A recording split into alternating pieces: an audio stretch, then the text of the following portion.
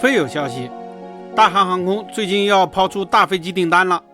据称是20架波音 777-9 和20架波音 787-10， 再加上备件发动机和维修服务等内容，订单总金额估计为327亿美元。关于这笔生意，双方此前曾经签署过谅解备忘录。3月21日，韩国政府代表团访问美国，会见了波音和通用的领导，等于是借机正式宣布。但有意思的是，韩国负责贸易、工业和能源的官员说，大韩航空增强了地位，稳步迈向全球前10。大韩航空想要成为全球10强，这个说法是首次提出，至少我们是第一次听到。大韩航空确实服务很好，经营水平也特别高，能长期为民众提供200多元人民币的国内机票。但是大韩航空的规模其实并不大，现在距离全球10强还差得很远。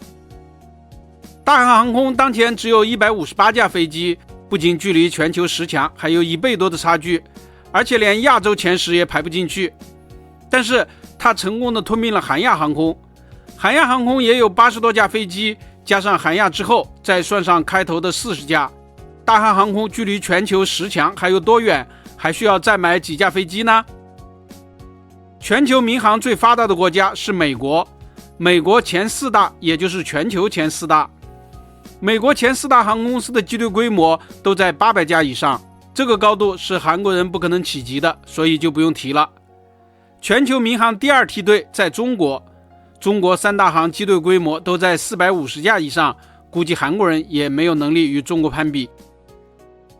接下来就比较有趣了，仅按照干线飞机数量，以独立法人体统计的话，全球民航机队规模的第8到第11位分别是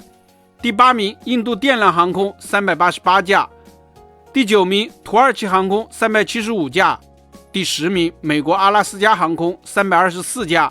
第11名爱尔兰瑞安航空321架。按照最乐观的估算，大韩航空将拥有278架飞机，距离当前第10名只有46架的差距。但是有2个问题，一是158架之中有10架空客 A220 支线客机，二是与韩亚合并之后，很多货机必须卖掉，这是为了符合美国的反垄断法而做出的承诺。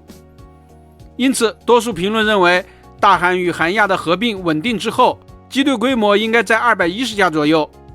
估计除本次的40架大飞机之外，大韩航空还至少得再引进80架干线飞机，才能够超过美国的阿拉斯加航空，迈进全球前10的门槛。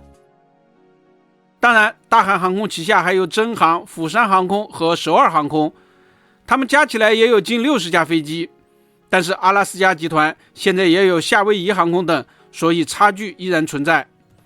美国的民航市场很大，阿拉斯加也可能引进速度比大韩还要快，不可能停在那里等着。飞机有大有小，更科学的办法是按照客座数来对比。大韩航空的宽体大飞机比例比较高，或许按照客座数排名能够较快的超越阿拉斯加。但问题是，有些航空公司的宽体机比例更高，飞机还更大。比如说阿联酋航空有100多架空客 A380， 飞机数量却只有290架。所以无论如何计算，如果大韩航空的机队规模达不到330架，是难以进入全球10强的。而且如果它连货机也包括的话，挡在它前头的还有一个联邦快递，它有400多架货机。当然韩国人说的也很客气，人家说是要稳步迈向，并没有说现在就要一头扎进去。本期咱们就聊到这里，下期见。